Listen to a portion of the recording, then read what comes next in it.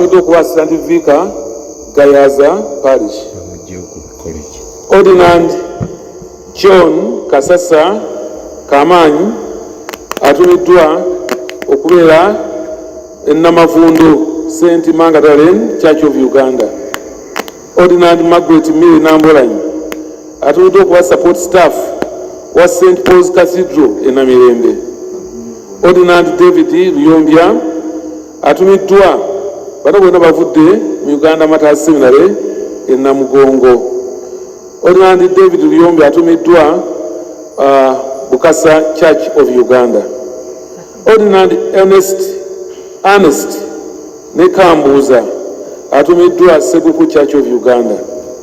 Ordinand Samuel Tusubira Sebadduka atumiddwa nga assistant vicar St. Luke Church Kibuye Parish. Ordinand Isaiah Mugambwa atumiddwa era nga assistant vicar wokubiri St. Luke Church Kibuye Parish. Ordinand Fred Ndiwarana atumiddwa okubeera assistant vicar owakatwe Parish. Ordinand James Kalongo atumiddwa okuba assistant vicar Kireka Parish. Ordinand Nathan Subuga atumiddwa okuba vicar Buye Kigowa Parish. Ordinand Samuel Mugabi Marumba atumiddwa okuba support staff in charge of ICT, among others, St. Paul's Cathedral Namirembe.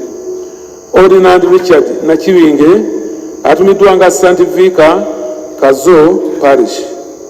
Ordinand Richard Sekitoreko atumiddwa nga assistant vicar Natete Parish.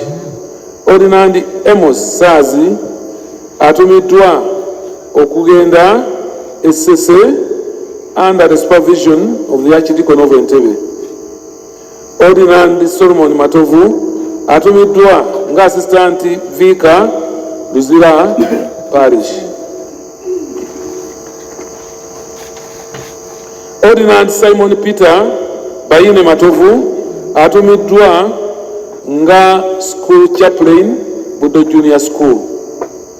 Ordinand Edward Bukenya atumiddwa kuba support staff Namugongo Parish.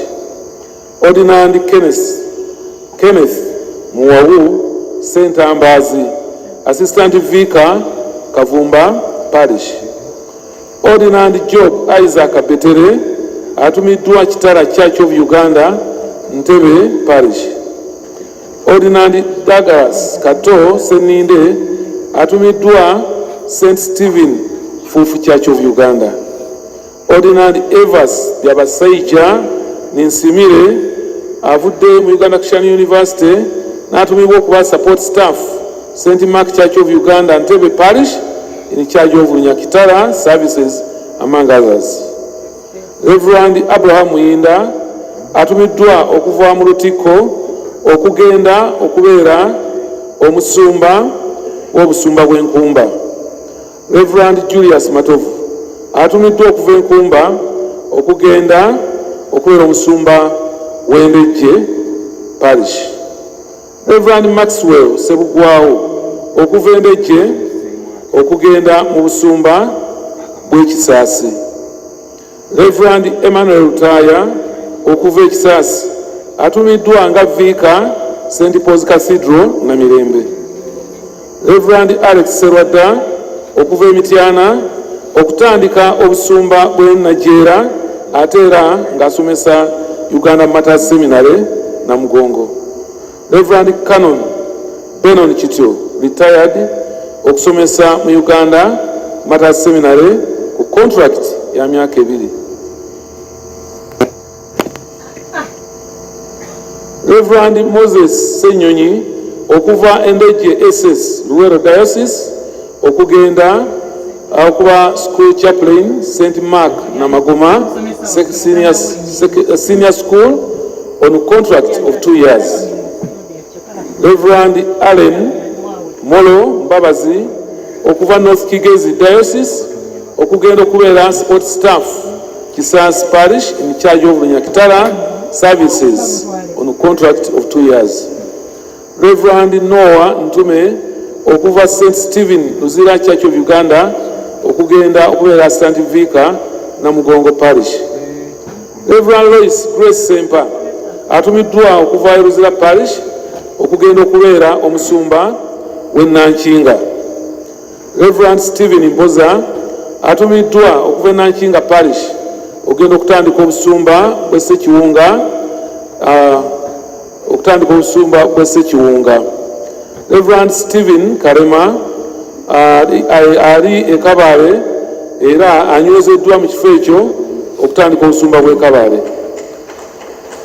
Reverend Herbert Setumba okuva e Kyebando okugenda St. Apollo Nkumba Church of Uganda era n'okutandika omulimu ogw'obusumba obwo. Reverend Christopher Kisakye okuva Embarwa okutandika obusumba bw'Ekitintale. Reverend Jane Namugenyi okuva St. John's Kitintale Church of Uganda okutandika obusumba bw'e Kabuusu. Reverend Samuel Sekulunga okuva e Gayaza okugenda okutandika obusumba bw'e Kawanda. Reverend Godfrey Chanda okuva e Masajja okugenda okubeera omusumba w'e Kyebando. Reverend Paul Nsubuga okuva Mengo Senior School okugenda okuba omusumba w'e Katuuso. Reverend Nathaniel Mutyaba Kibirango okuva e Katuuso okugenda okutandika obusumba bw'e Kyanja.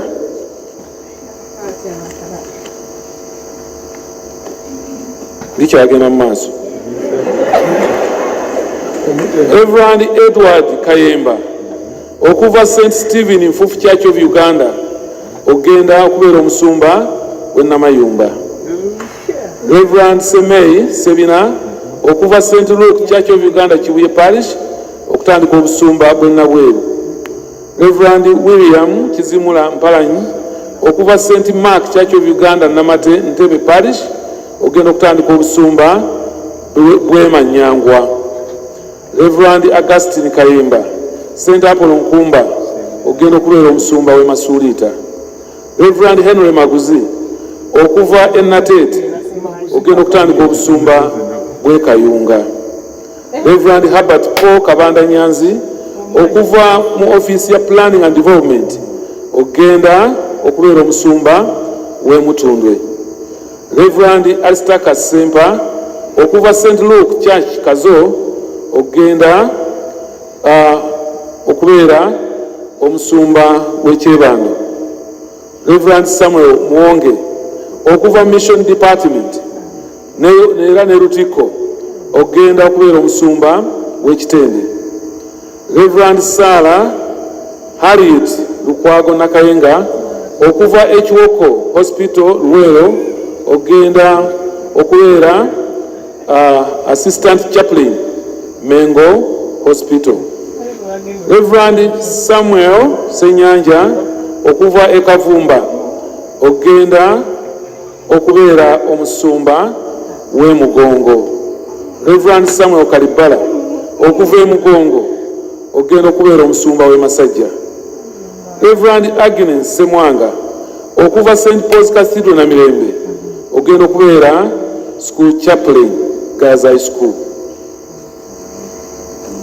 Tukyagenda mu maaso. Reverend Lovinsa Kiwanuka okuva Girls High School okugenda okubeera school chaplain Mengo SS. Reverend Phobia Sebunya Assistant Vicar Katwe Matters okugenda okubeera omusumba wa Katwe Matters. Reverend Frederick Rubega okuva Katwe Matters okugenda okubeera omusumba w'Ekisaasi.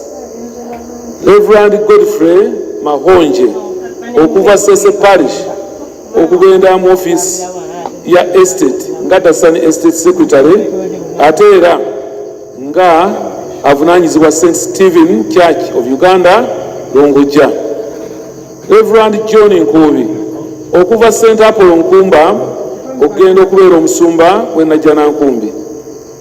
Reverend Margaret Kasewa Kizito okuva Luwero Diocese okuvunaanyizibwa ebyobulimi mu bulabirizi ku contract ya myaka 2. Reverend Tino and Grace okuva Kigo Prisons okubeera in charge of all prison ministries in Namirembe Diocese era nga assistant vicar Mbuya Parish on contract of 2 years. Reverend Stephen Lumu okuva Emutundwe okubeera assistant mission secretary era support staff wa St. Paul's Cathedral Namirembe. Tunatera okumala. Reverend Eli Waswa okuva Enajana Nkumbi okufuuka Ssaabadikoni w'Egayaza.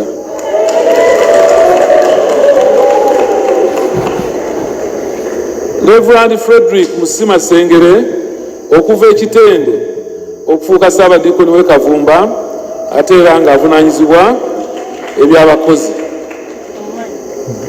Venerable Dunstan Kiwanuka Mazinga okuva Egayaza okufuuka ddiini wa St. Paul's Cathedral Namirembe.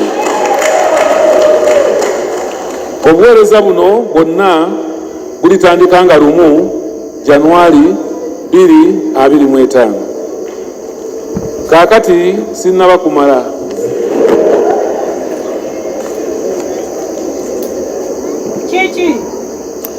Reverend Patrick Katuba atumiddwa mu Uganda Matters Seminary Namugongo nga deputy principal ate era ng'omusumba w'obusumba obuteekebwateekebwa obw'Embalwa. Reverend Christopher Kisaakye okuva Embalwa okuteekateeka obusumba obujja obw'Ekitintale. Venerable Geoffrey Wilson Kakooza okulabirira ekkanisa ya St. John's Kitintale okuva nga 1 January 2025 okutuuka ku nkomerero ya April 2025. Reverend Patrick Katuba ne Reverend Christopher Kisaakye bakutandika obuweereza bwabwe mu bifo gye batumiddwa nga 1 May 2025. Natera okumala. Bano balondeddwa okuba bakkanoni ba St. Paul's Cathedral Namirembe. Venerable Emmanuel Kenneth Sewanyana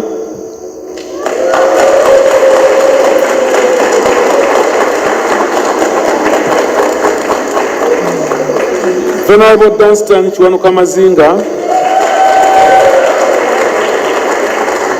Venerable Geoffrey Wilson Kakooza,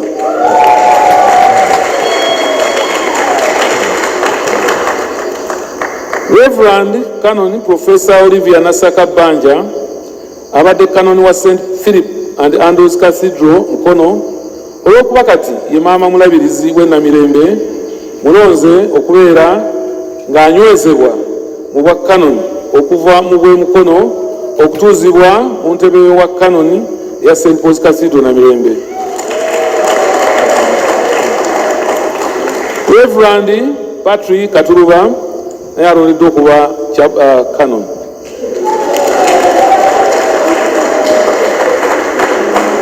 Reverend Province Kiwanuka naye alondeddwa okuba Canon w'e Namirembe.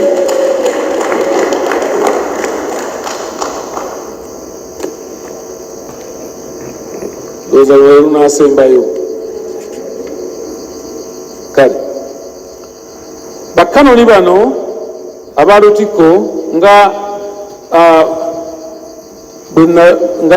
bakkanoni ba Lutiko nga bwe banaalungamya bwe bagenda okulungamya ng'Omulabirizi obuvunaanyizibwa buno obubaweereddwa.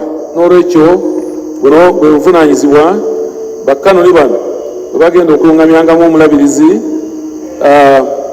mu bbanga lye banaamala nga baweereza n'Omulabirizi. Reverend Dunstan Kiwanuka Mazinga Canon elect ajja okuba ssentebe wa bakkanoni era nga yavunaanyizibwa eby'eddiini. Reverend Canon Henry Segawa ono ye Canon avunaanyizibwa enkola y'emirimu gy'owandiise administration. Reverend Canon Professor Olivia Nasaka Banja, ono ye Canon Theologian. Reverend Emmanuel Kenneth Sewanyana, Canon Elect, ono nga ye Canon w'ebyabawule. Venerable Canon Godfrey B.K. Buwembo, ye Canon anaavunanyizibwanga ebyababuulizi. Venerable Canon Isaac Membe Kijambu, ye Canon anaavunanyizibwanga ebyabafumbo. Venerable Canon John Gita Kavuma, ye Canon agenda okuvunanyizibwanga ebyabavubuka awamu n'abaana. Reverend Canon Rocky Sendegeya, ye Canon w'abasajja n'abakazi abakristaayo. Reverend Canon Abraham Lubega Kisaakye, ono ye Canon ow'ebyenjiri Rwandese Mission. Reverend Patrick Katuluba, Canon Elect, ye Canon w'ebyenjigiriza. Reverend Geoffrey Wilson Kakoza, Canon Elect, ye Canon agenda okuvunanyizibwa eby'okuyimba n'okutendereza Katonda. Reverend Lovinsa Nalusiba Kiwanuka, Canon Elect, nga ye Canon agenda okuvunanyizibwa ebya chaplaincy byonna, oba amalwaliro oba amasomero. Okutuuzibwa kw'abakanoni abalondeddwa, these elected canons, wamu n'okuteekebwawo kw'abadiikoni, bano balituuzibwa mu lutikko y'omutukuvu Pawulo e Namirembe, wamu n'okuteekebwawo kw'abadiikoni ku Sande nga 8 Desemba 2024 mu kusinza okw'essaawa 4 ez'okumakya. Bwe bityo bwe bigenze.